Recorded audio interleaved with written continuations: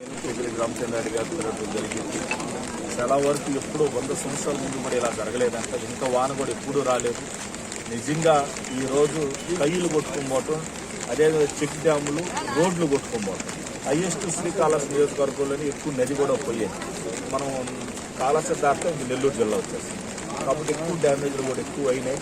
అంటే గవర్నమెంట్ కూడా మా జగన్మోహన్ రెడ్డి గారు అందరికీ ఎమ్మెల్యేలకు ఎవరు ఏరియాలో బాగా నష్టపోయిన అందరూ తిరిగి అంత రిపోర్ట్ రాసుకోరమ్మన్నారు.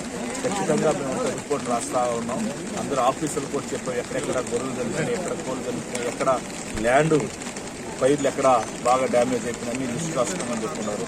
కాకపోతే దేవుడు ఇచ్చిన వరం నిజంగా చెప్పాలంటే ఇక్కడ వెంకటేశ్వర స్వామి ఇక్కడ తీసుకోవడం బట్టి, జగన్మోహన్ రెడ్డి బట్టి, మంచి మనసు ఉన్న సీఎంను బట్టి మాకు చనిపోవటం ఎక్కడ జరగల. ఎందుకంటే చిన్న చిన్న తుఫాన్లకి చాలా మంది చనిపోతూ ఉంటారు. కానీ ఇంత పెద్ద ఏరియాలో నిజంగా ఈరోజు ఏం జరుపుకుంటుందానికి, ఎందుకంటే ఆస్తి పోతే కొనుక్కోవచ్చు, ఇల్లు పోతే కొనుక్కోవచ్చు, ప్రాణం పోతే కష్టం. అటువంటిది ఎక్కడ జరుగుతుంటుంది. కాబట్టి ఈరోజు ఈ ఇన్స్టిట్యూషన్ అన్నీ కూడా తీసుకుంటున్నాం. అదేవిధంగా మనకు కరెంటు కూడా పోవటం, ఎందుకంటే కొన్ని ట్రాన్స్ఫర్ కొట్టుకుని వెళ్ళిపోయినాయి. ఇవన్నీ కూడా చాలా గవర్నమెంట్ సీరియస్ తీసుకొని ఇమ్మీడియట్గా రైతుల దగ్గర అంత రిపోర్ట్ తీసుకొని వస్తున్నాం. అవన్నీ కూడా ముందుకు తీసుకొని పోయి ఎక్కడ నష్టం లేకుండా కూడా ఫర్దర్ ఎవరైతే కాలువల సైడ్ ఉంటారో వాళ్ళందరూ కూడా కొన్ని రోజులు ఊర్లోకి వచ్చేసింది. ఎందుకంటే కాలువలు ఆక్రమించుకొని కట్టుకుంటారు. ఇక్కడ నేను పోయేసి తూకువాకం పోయినా ఆడ ఒక 4 ఇళ్ళు కాలువలో కట్టేసాయి. ఆ 4 ఇళ్ళు కట్టడం వల్ల వాటర్ వచ్చేసి 100 ఇళ్ళు మునిగిపోయినాయి. వాళ్ళు ఇప్పుడు 4 ఇళ్ళు కొట్టియమని చెప్పి కూడా ఎంఆర్ఓకి అందరూ కూడా ఇన్స్ట్రక్షన్స్ ఇస్తున్నారు. కాబట్టి దయచేసి మనం ఇది సృష్టికి మనం సృష్టిని చూసి మనం భయపడాలి.